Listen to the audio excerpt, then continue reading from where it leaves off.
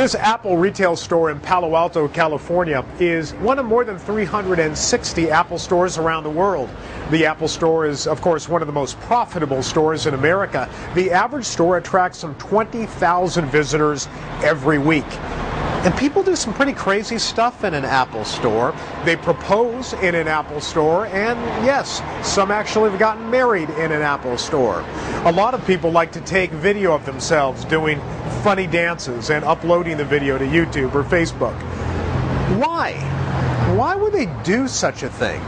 I believe it's because Apple, or more specifically, the folks in the blue shirts who work for Apple, the employees, the specialists, make people feel happy. They make their customers feel good about their experience in the store. And who doesn't want to feel good? In my research into the Apple retail store, I discovered that they followed 5 steps of service in each and every transaction. These are steps that apply to any field, any company, in any industry. And I know they'll work for you. Think of Apple as an acronym. A-P-P-L-E. Those are the 5 steps. A-P-P-L-E. A. Approach with a personalized, warm welcome. That means have somebody who is passionate and friendly greet guests as they walk into the door. Ask them questions about what they're in the store for, and maybe get their first name. First names are very powerful. So that's the first step. P. Probe politely to understand a customer's needs. That means ask a series of closed and open-ended questions to best match the product with the customer. Not to sell the customer the most expensive product, but the best product to match their needs. The second P in Apple is actually the third step of service. P stands for present a solution the customer can take home today. I love this step because so few businesses actually do it.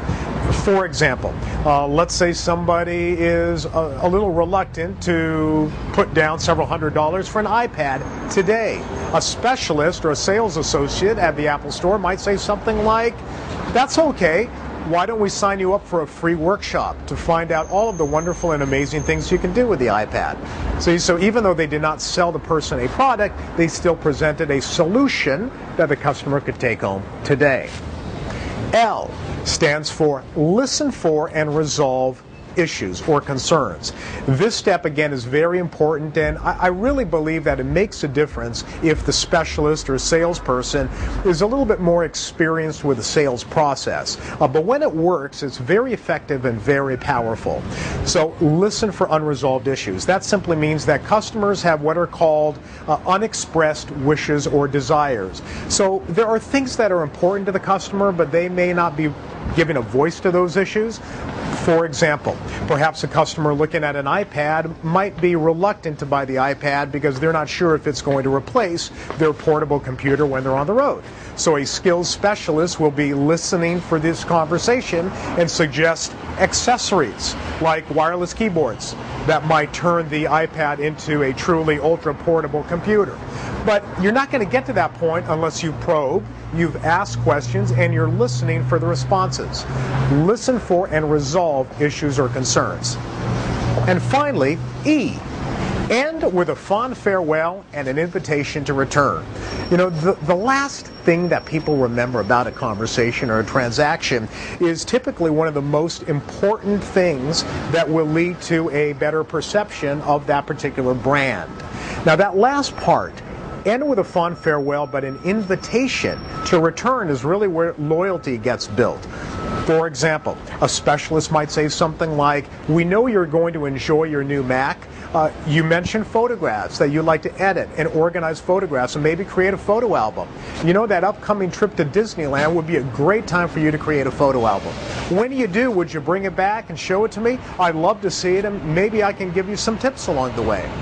So what I've just done is I've acknowledged that relationship that we've built, but I've invited you to return to the store.